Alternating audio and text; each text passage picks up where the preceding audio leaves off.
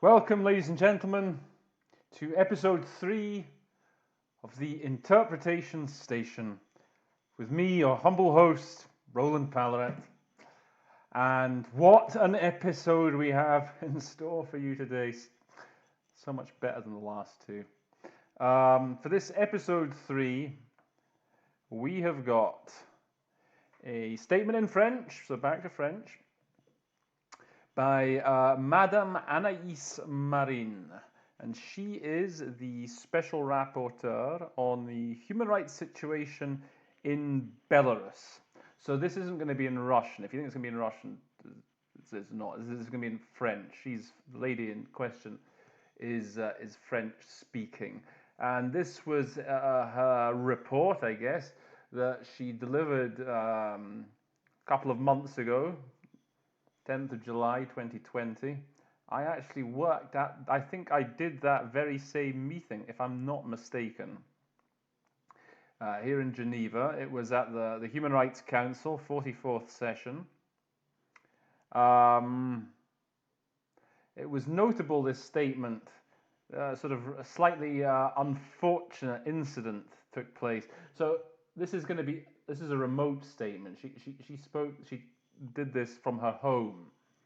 And unfortunately, I think this is something we're going to have to be getting used to pretty soon.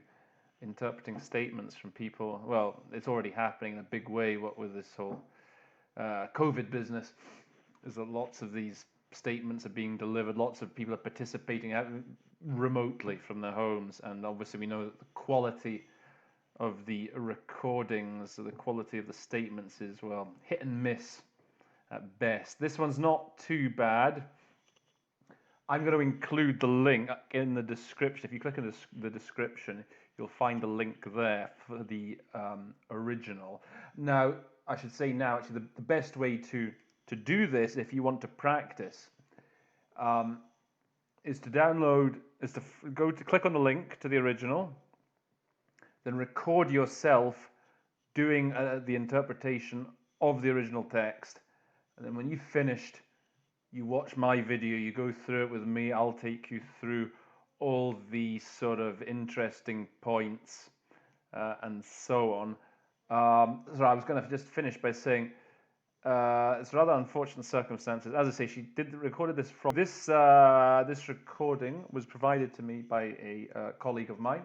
She's called Lida. She's an excellent interpreter, and she's always got some really good, interesting solutions for lots of stuff. So I'm sure you're gonna learn some interesting new stuff here, and I'll chip in myself when I see fit to add context, give some of my own suggestions.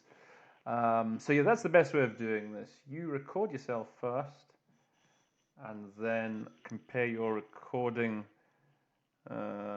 with what I'm going to give you here. Okay, so without any further ado, Belarus then. So this is the situation human rights in Belarus. It's quite topical at the moment. I know that in Belarus there's recently been quite a few protests. There were elections held in Belarus over the summer. Their president is a Mr. Alexander Lukashenko, who's been the president of Belarus for decades. I mean, he's a hangover from the old Soviet times, classic sort of ex-Soviet. I don't know Belarus politics that well, but that's certainly the impression that you would get, I don't know, from the media. So yeah, he's been in power for a hell of a long time, and so there've been a lot of protests recently. Talk of election rigging is perhaps going to come up in these presidential elections. You're probably going to hear about restrictions on human rights, freedom of association, freedom of assembly. What are the other? I'm just trying to think of some sort of in vogue catchphrases at the moment in human rights. They often talk about a chilling effect on the human rights in a country. Yeah, so you've got the freedoms. They're probably going to be the lady's probably going to talk about restrictions there. freedom of protest, arbitrary detention. These ideas are likely to be mentioned. Also, Belarus is pretty close to Russia. Lukashenko and Putin get on pretty well, I think. So Belarus's relationship with Russia might come up. Belarus is also, though, it's got some certain pretensions towards the European Union as well. So it's not entirely pro-Russian. There's an element there of I think they have quite a lot of cooperation with the Europeans. So yeah, let's see what Ms. Marina has to say, or rather, we'll hear what Lida has to say. And as usual, I'll be stopping the audio at appropriate moments to comment and make suggestions, etc. So with that, I give the floor to Lida.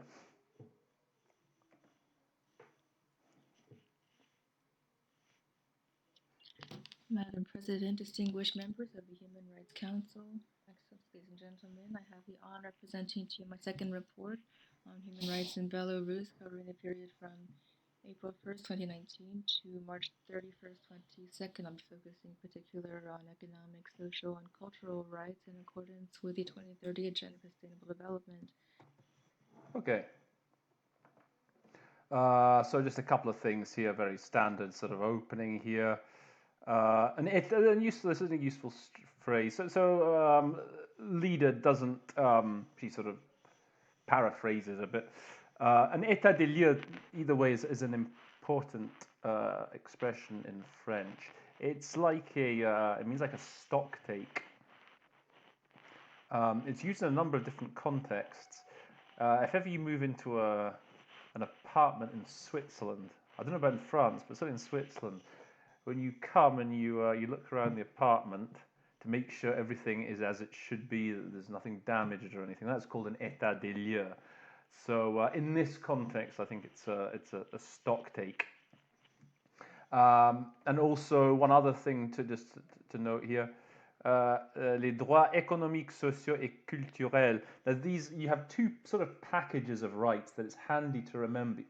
So there are two covenants. You have the covenant economic, social, and cultural rights. So that's the first package. And the other one is the covenant and civil and political rights. So they always tend to come like in those, as I say, packages. And those covenants in French, they call them pacte, le pacte international sur les droits économiques, sociaux et culturels, pacte international sur les droits civils et politiques.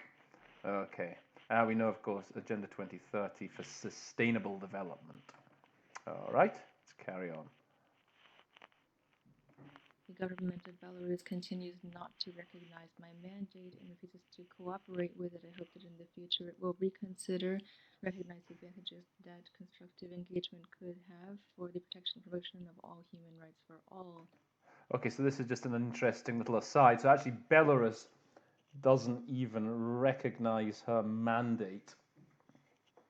So I guess the mandate was agreed, it was pretty voted on within the Human Rights Council, presumably not consensually. This is one of the famous country-specific resolutions that raised a lot of controversy in the Human Rights Council. So the other countries sort of targeted this way are like Syria, Venezuela, maybe Sudan was as well, I'm not certain.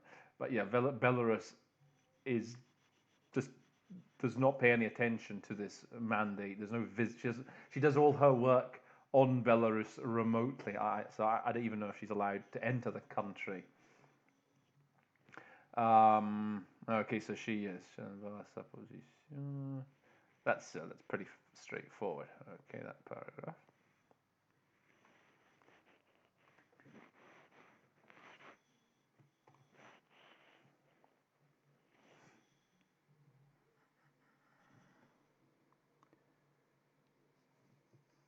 I regret to inform you that since my last report, there has not been any major improvement in the legal protection and regulations on human rights in Belarus. Systemic and systematic violations that I mentioned last year continue to be present in the law and in practice. Okay, again, nothing too difficult there. Just remember, don't get confused, la protection juridique, legal protection. So in French, they have protection juridique, protection légale. They actually sort of draw a distinction between the two, whereas in English we just tend to say legal for both. So the thing you have, actually in Spanish as well, there's the distinction between legale and juridico, but in English you just say legal, so don't worry too much about that. Moving on.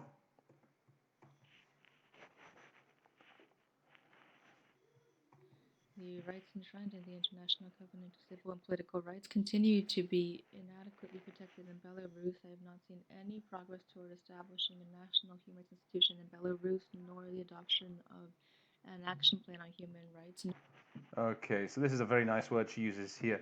Les droits inscrits, the rights enshrined. Okay, so here's the covenant I was telling you about. Pacte international relatif aux droits civils et politiques. So this is the International Covenant on Civil and Political Rights. So as I say, the rights enshrined in it. It's a very good word to note down there. When you're talking about anything that's enshrined in law, enshrined in the Charter, it's the classic word to use when referring to sort of official documents and what they contain. This is a thing, that for those of you who work a lot at the UN, for example, you're going to hear a lot about this context of human rights. L'Institution Nationale des Droits de l'Homme, so the National Human Rights Institutions, which you can call the NHRIs. They're very well known. So the idea is that every country establishes its own, and that sort of acts as a focal point with the Human Rights Council. Over it monitors human rights in the respective countries.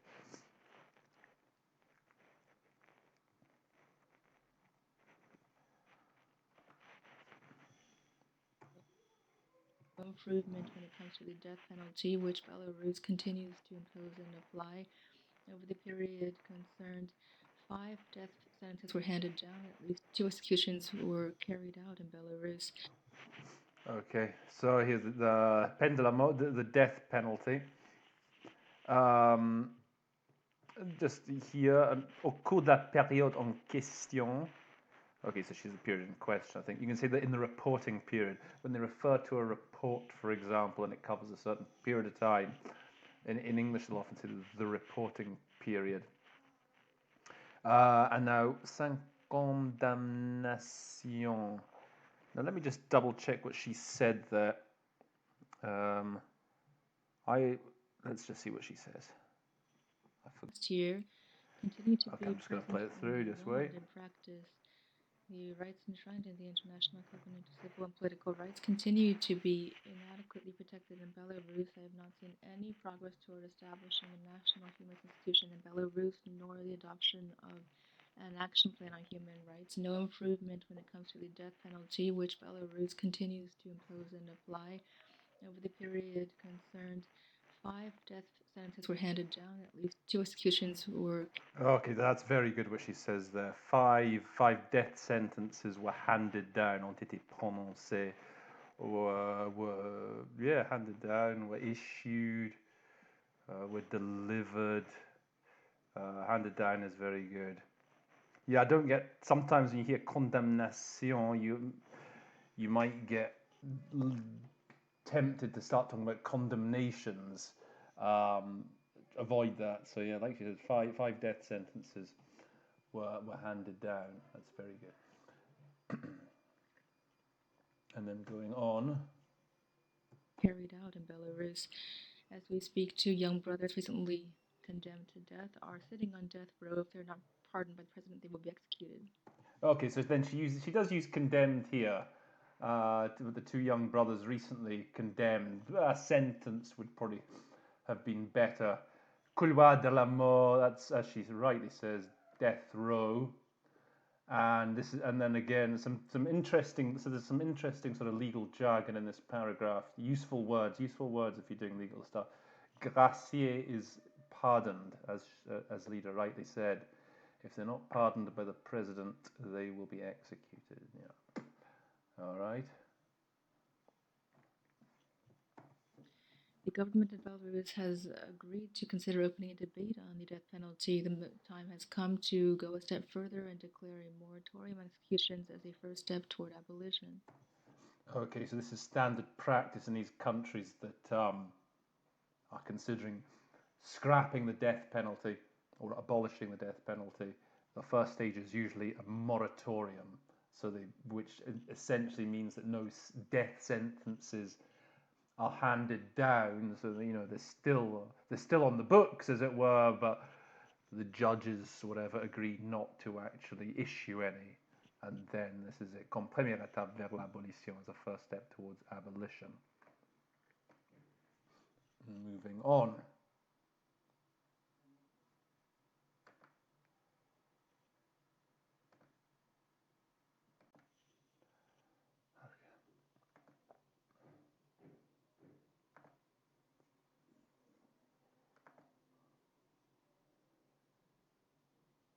So carry on then. Last year, I commended the abolition of Article 193.1 of the Penal Code. Unfortunately, freedom of association is restricted in Belarus. Peace. Okay. This is an important word. J'ai salué l'abrogation. So she did say, I think she said the abrogation, which is okay. A better word here, I think a more natural sounding word here in English would be the repeal. We talk about repealing laws, or in this instance, the repeal of Article 193 of the Code Penal. She says penal code. Maybe criminal code is slightly better, but it's not a big deal. Then we have here freedom of association remains unduly and dûment is unduly restricted. Okay. Protests are too often targets of arbitrary arrests and detentions every. Okay, here's something. This expression here. I had an idea a couple of days ago on a good solution for it.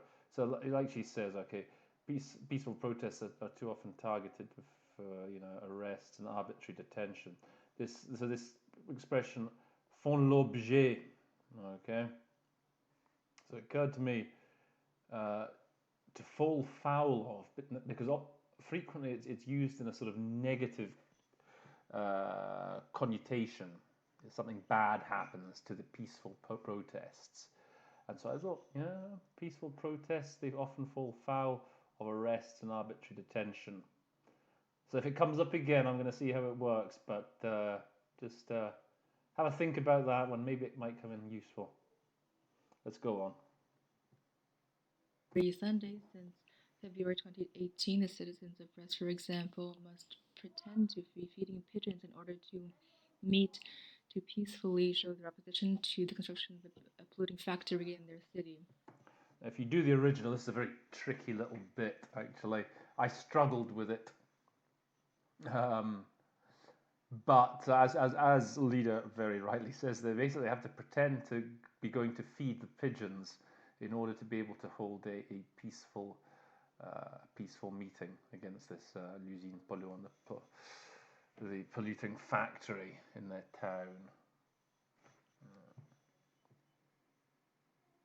Restrictions on the fundamental freedoms and abuse of arrest prevent Belarusians from expressing dissident opinions and create an intimidating, even hostile environment for civil society.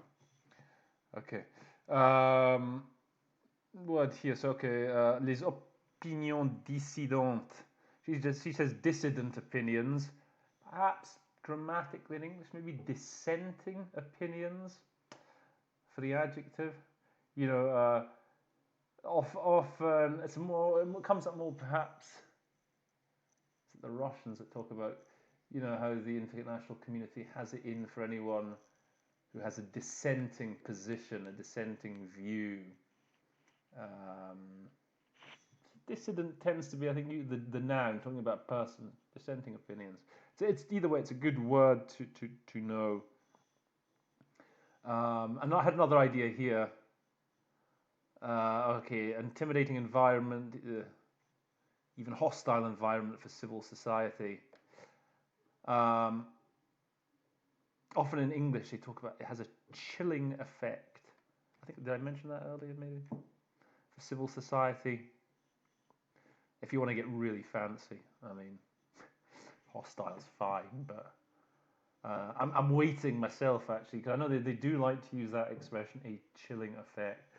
I'm still waiting for my first to be able to use it for the first time. So anyway,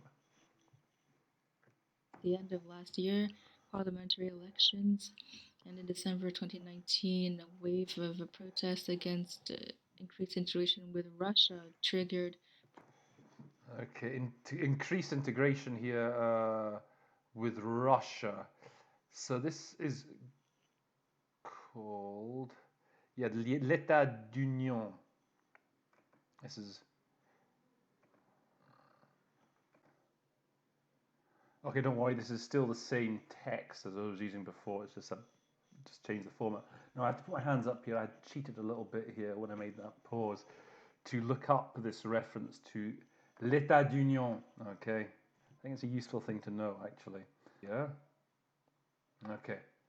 The Union State, also referred to as the Union State of Russia and Belarus, is an international organization consisting of the Republic of Belarus and the Russian Federation. Citizens of both parties are guaranteed the right to move and reside freely within the territory of the other party. For instance, Belarusian citizens can travel freely in Russia and have the right to settle there or work or study, and vice versa.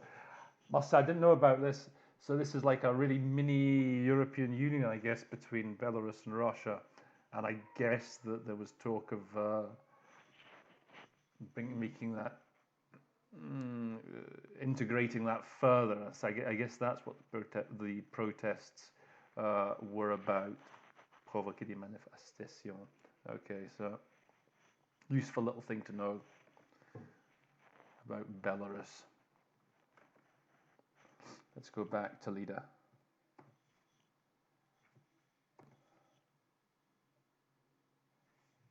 Protests that ended in arrests.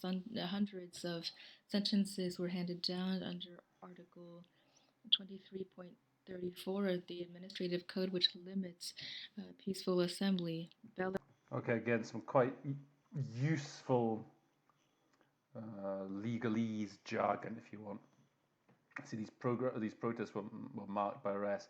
So again, hundreds of sentences ont été rendus, were handed down, en vertu de. Okay, so en vertu is you need to know that, like pursuant to, under Article 23.34. You need to have something ready for en vertu du, on the basis, and this context on the basis of, as you said, the code of des infractions administratives, administrative offensive, administrative infractions. I suppose you could say infractions. That does exist in English. Okay. Russians cannot enjoy their fundamental freedoms to take part in the public life of their country. The legal institutional environment limits the expression of critical opinions against the government. She likes this word, doesn't she? Indûment. Unduly. Again, here we have this juridique again. Okay, the legal and institutional environment unduly limits expression of critical opinions. And violate the rights of journalists, bloggers, and civil rights activists to gather and spread information. This is very good from leader militant des droits civiques. Civil rights, yeah, civil rights activists. Often they'll talk about defenders as civil rights, human rights defenders, civil rights activists. That's very good. To gather and spread information. That's very good.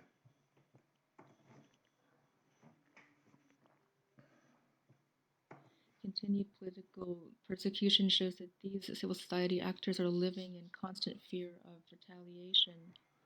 Okay, this is again a sort of common complaint: the fear, la crainte de représailles. Um, she says fear of retaliation, which is perfectly fine, but you can just say fear of reprisals works just as well. I know it's often, people are sometimes loath to use the calque, the French to English, and you can sometimes get into trouble using it. Sometimes, or sometimes it just doesn't sound right. This is one of those occasions, though, where reprisals is absolutely fine. But what Lida says, retaliation is good as well.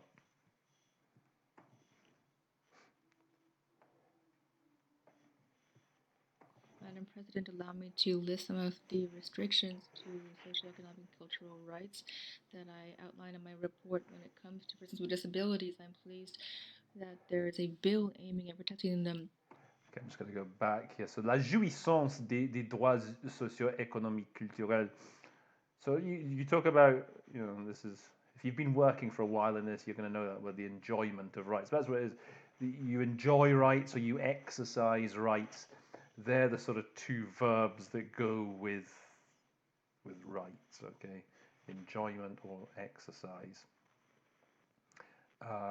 Okay, so then concernant les personnes handicapées, so I think she said, did she say persons with disabilities, disabled persons? You've got to be a bit careful here, the sort of political correctness and all that. So the word you certainly don't want to use here is handicapped. So, or persons with disabilities, they do not like hearing that word handicapped. So you use it in French. That's the funny thing. In French, it doesn't seem to be such a big deal, but not in English. So you want to be saying disabled persons or persons with disabilities. It's a bit of a mouthful, I know, but yeah, you don't want to say handicapped. But there is continued structural discrimination against them and a lack of an accessible and inclusive workplace for handicapped persons. Oh, she said handicap, didn't she? Yeah. Never mind.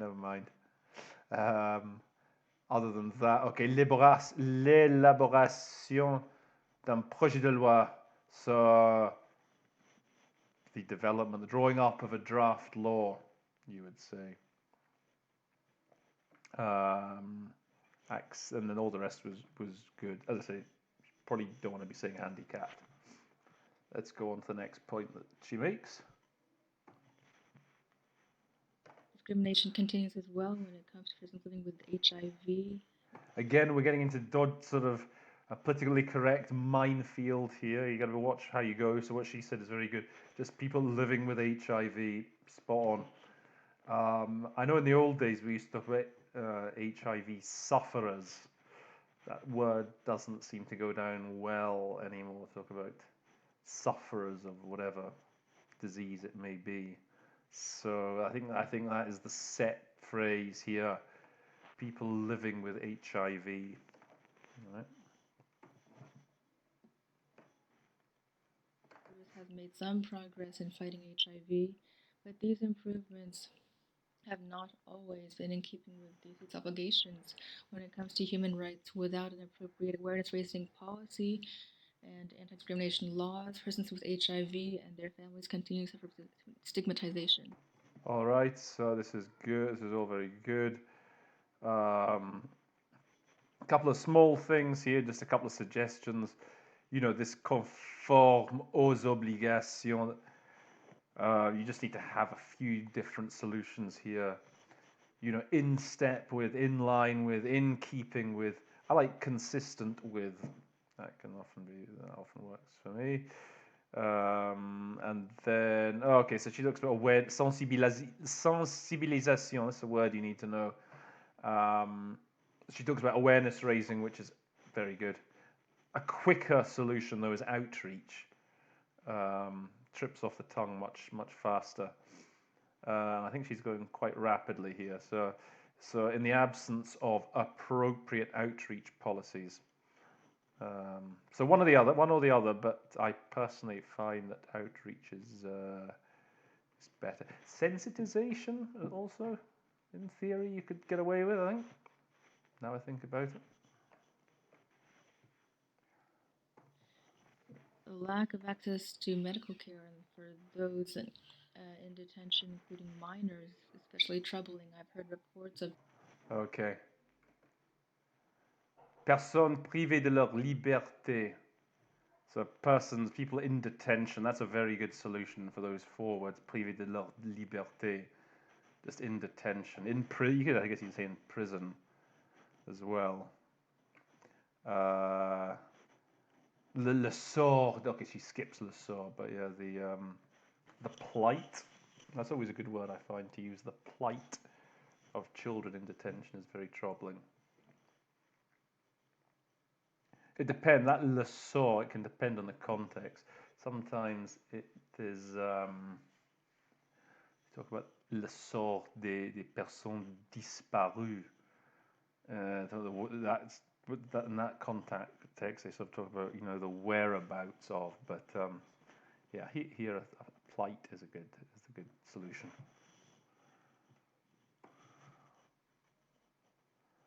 about poor hygiene and food conditions in prison, and persistence of forced labor and lack of education for minor inmates, although it's forbidden by. Okay. I always find this word minor a bit strange, and I mean, I think that's what we call them. It's not. I mean, minor inmates. So yeah, don't hesitate to use it, even though it sounds. At least maybe it's just me. I just sometimes find it odd sounding. J'ai reçu des témoignages, witness reports of bad hygiene conditions, witness testimony of bad hygiene conditions.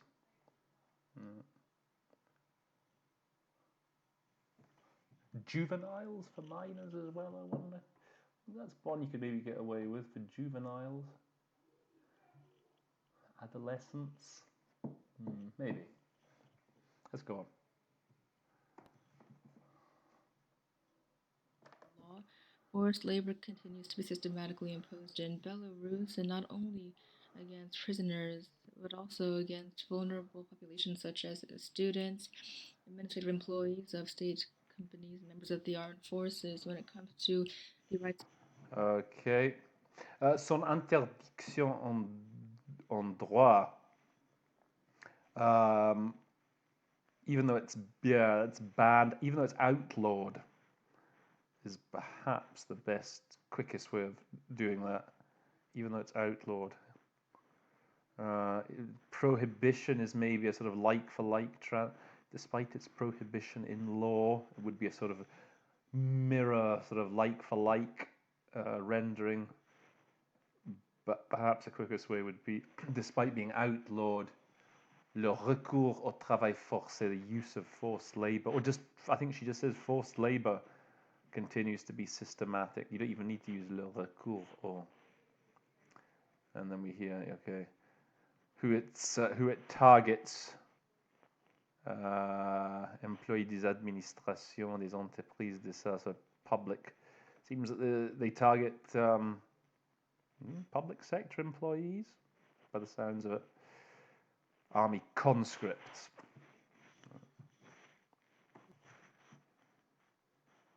Workers overall, independent unions continue to be harassed. Discrimination in employment continues to be a problem for women. Okay. Continue d'être harcelé, so harassed, I think she said. That's good. Or intimidated. The trade unions continue to be intimidated.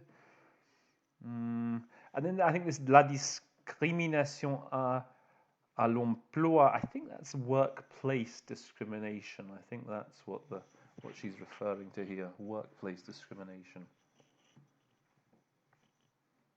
against women. Well, let's see what she says for these categories. Disabilities, LGBT persons, and those with disabilities. Okay, so yeah, person with disabilities. She gets a bit confused here and repeats it. Yeah, persons living with HIV. But it's good that she didn't say handicapped. That's good. Okay. I also like to note that the Belarusian language is discriminated against, especially when it comes to publishing and education. Okay, so here's this, what I was talking about, fait l'objet de discrimination. So again, I think you could say here the Belarusian language has fallen foul of discrimination, particularly in the spheres of editing and education. This is news to me. I didn't know this. I thought everyone in Belarus just spoke Belarusian.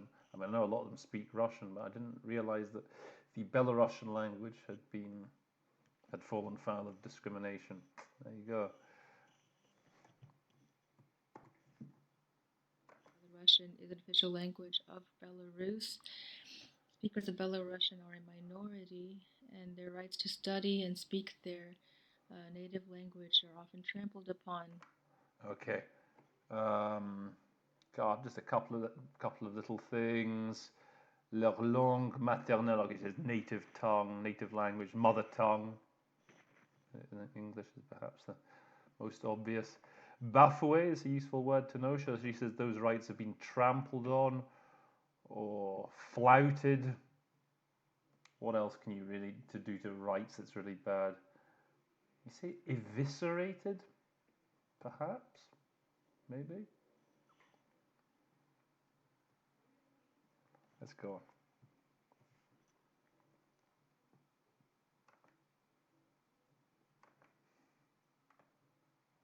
I must apologize if when you're seeing this, you're seeing these boxes in the corner that I forget to delete. I'm still getting the hang of this, so it's a bit. I'm learning as I go along. So sorry if they created any, if they bothered you. Let's go on. Belarus continues to censor cultural expression and restrict rights to freedom of opinion. Artistic performances in public spaces are seen as large-scale events and they're not authorized. Okay. Give some examples here of other restrictions here that are carried out by the Belarusian authorities. So yeah, these artistic performances dans l'espace public in public are considered unauthorized mass events.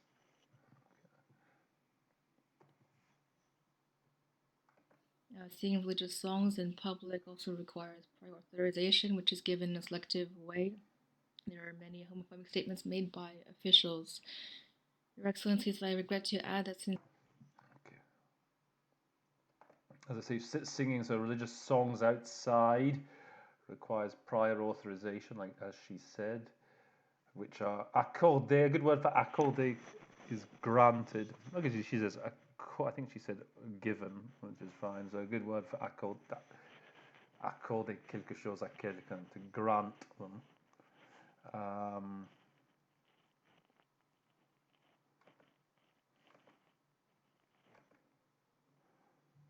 Okay, I was just trying to think. I paused it. I was just trying to think of something really good here to say. Okay, les déclarations homophobes faites par des officiels sont courantes.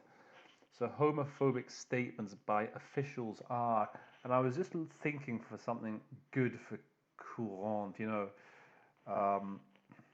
They're very common. I was thinking a par for the course, bit of a golfing term, a very in vogue.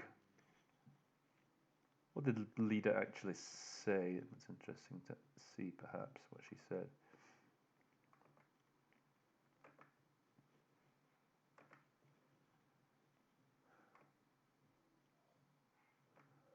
Which is given in a selective way. There are many homophobic statements made by officials. Your Excellencies. Okay, so she said it slightly different. She said many homophobic statements are made. So yeah, if you think of any good solutions, put them in the comments box. I keep forgetting to say that. Refer to the comments. If there's anything you disagree with me about, or any suggestions of your own that you'd like to make, put them in the comment box. So if you think there's something good for that, yeah, comment. Let's go on. I regret to add that since the end of writing my report in March 2020, the human situation in Belarus has gone even worse over the last few weeks. At least 600 people have been arrested for expressing their opinions. These are healthcare professionals, civil society activists, human rights defenders, journalists, bloggers, and other members of civil society. Okay, this is all pretty straightforward stuff. Arrested for expressing an opinion. Like so civil militants civils, so you got politique, so militant activist is a good word. And I say défenseur des droits de l'homme. If you're beginning, if you're new to this sort of thing, you just started working in the field, with human rights, interpreting statements of this kind, the standard expression is human rights defender. Okay. Certain people have been violently arrested when they were simply making use of their constitutional rights to give signatures for the nomination of presidential candidates for the elections on August 9th. Okay. Appréhender is just a synonym of basically just another way of saying we're arrested.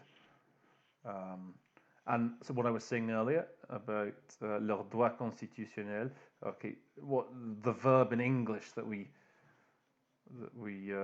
tend to use with the concept of a right. So they were exercising their right, their constitutional right to sign. Les piquets de collecte.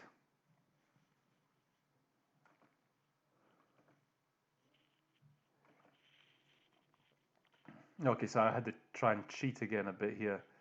This piquet de collecte. I guess they petitions. I guess when a candidate wants to stand for election, he needs to collect a sufficient amount of signatures. I guess, yeah, do we call it petitions? That's what the reference is to anyway. Yeah. Some of the men and women that were arrested were beaten, intimidated, even tortured in prison. That's very Political good. protests have been harshly suppressed. Not very good as in getting beaten, intimidated, and tortured, but so the interpretation was good. Since the beginning of May, at least 220 people have been fined, amounting to a total of $70,000, and others were sentenced to administrative detention with a total of 1,800. Okay, so she does very well here. She gets all her numbers right. Manifestement. Okay, durement réprimé. So with protest, demonstration, they get repressed. When you're thinking about protests, you want to think of, there's another couple of ideas that you want to have spinning around your head, if you like. Clamp down, crack down. So peaceful, these peaceful protests were harshly cracked down on. There was a harsh crackdown on peaceful protests. So yeah, 220 people were fined. I think then condamnés à des peines de détention administrative. Again, condamné, just sentenced to administrative detention. Just, as I say, fight the natural instinct, maybe to say condemned to. Sentenced is the word you want.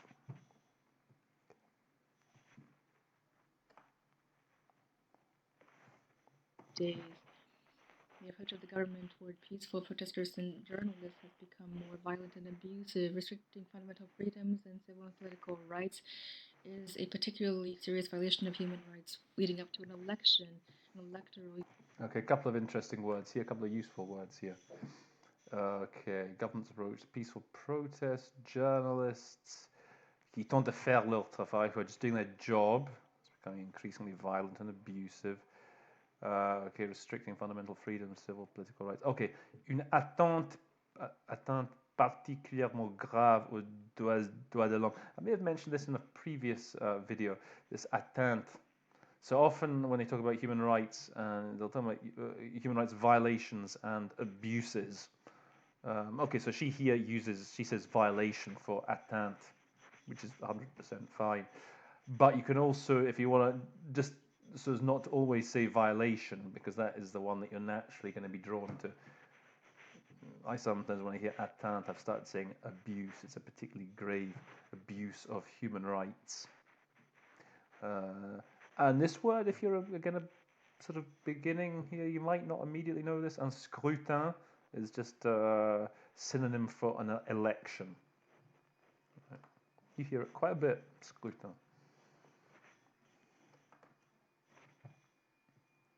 Year is one in which freedoms should be further protected. I'm troubled by the fact that it is the opposite is the case in Belarus. I don't know about you. Sometimes I get thrown by this word promu, or at least I did for quite a few years. It's just the past participle of promouvoir, so promoted. So she's saying they should be better, rights should be better protected and promoted. So, like I said, I don't know if you get thrown, but I know I did. So, just it's a word to just remember, maybe promoted.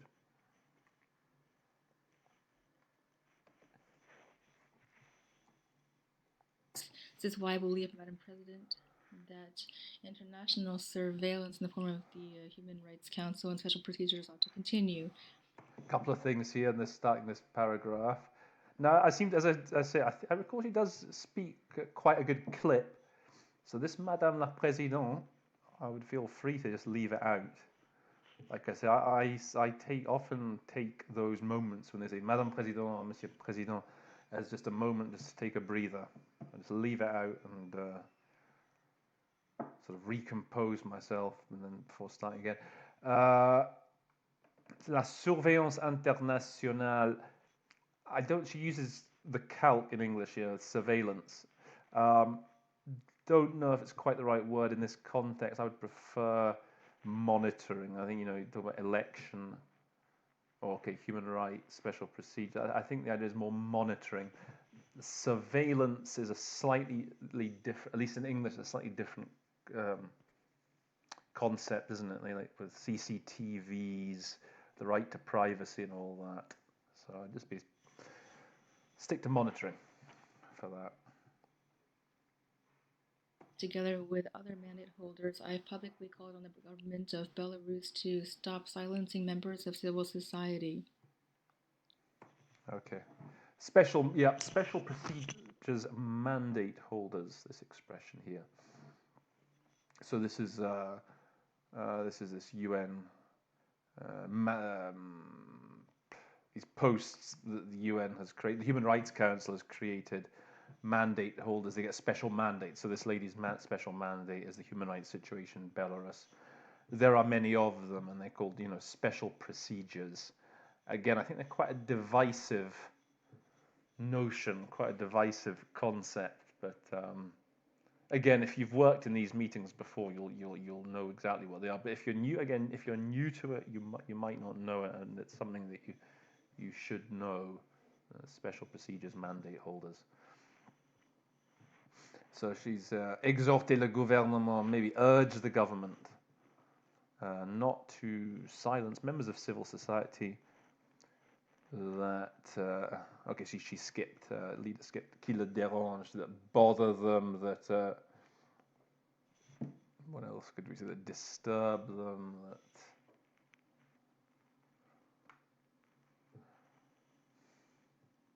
that upset them, I don't know. Let's go on. It is the duty of the state to guarantee a pluralist environment in which all can freely exercise their rights to gather and spread information, their rights to freedom of opinion, expression, peaceful assembly, and association. So this paragraph is just good because you get all these basic freedoms and rights that come up all the time. Collect information, freedom of opinion, freedom of expression, peaceful assembly and association. That's a sort of classic package, those two, peaceful assembly and association.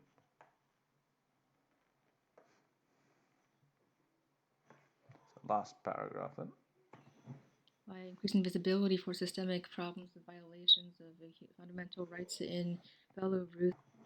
Okay, she says giving greater visibility.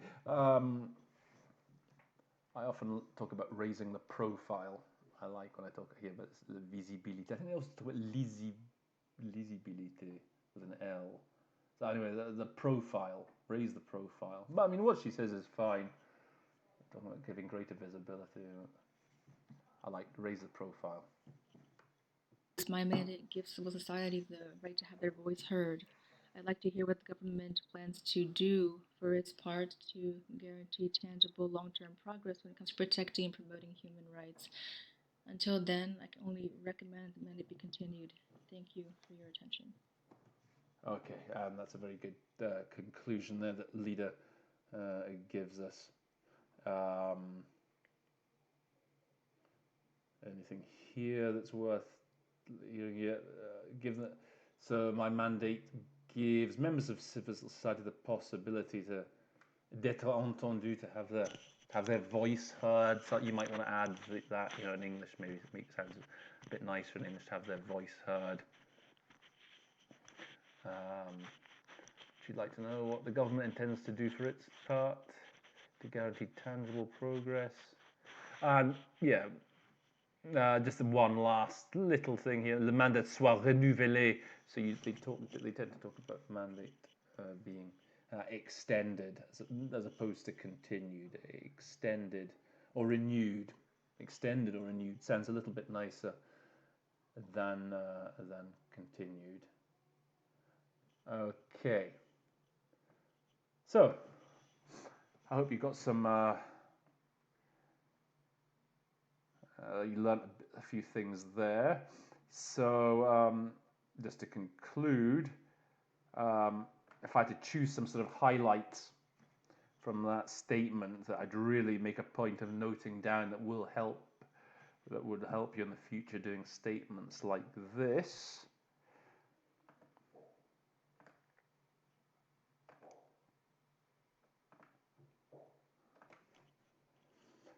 So from this statement, a couple of things I'd highlight. So those two words, when talking about rights, enjoying and exercising rights, those are two verbs that you should very much keep in mind when talking about human rights. Then you have this whole package, another thing, the whole package of words that goes with sentences and arrests. I'm talking here about sentence to death, sentence whatever to 10 years prison, handing down verdicts, delivering verdicts. These are really good expressions to have down pat when doing this kind of thing. And also perhaps one more thing. Oh yes, so as I said, I find it's really helped me, this word, just one word, this for les atteintes aux droits humains, abuses. It was a word that was completely passing me by for years and years. There we go, atteinte particulièrement grave abuse. It just gives you something different to say. It makes a change from constantly saying violations. And it does go as, again, a bit of a package. They'll often refer to both of them, human rights violations and abuses. So, I hope that has been of help to you. Like I say, the best thing to do, record yourself and then go through this with me. And as I say, if you've got any comments to make, any suggestions for vocab or anything, please do put them in the comments. Makes things more interesting for me as well. And that's it for today, for today's lesson. Hope to see you again soon. I'm going to do some Russian. I haven't got any Russian up yet. I've only done French and Spanish, so I certainly will be putting some Russian up by popular demand. At least one person's asked me for it anyway. With that though, oh yes, so remember, subscribe, tell all your friends about it, and smash the like button, smash the thumbs up button, and that's about it. And again, I'm going to finish with my punchline at the end.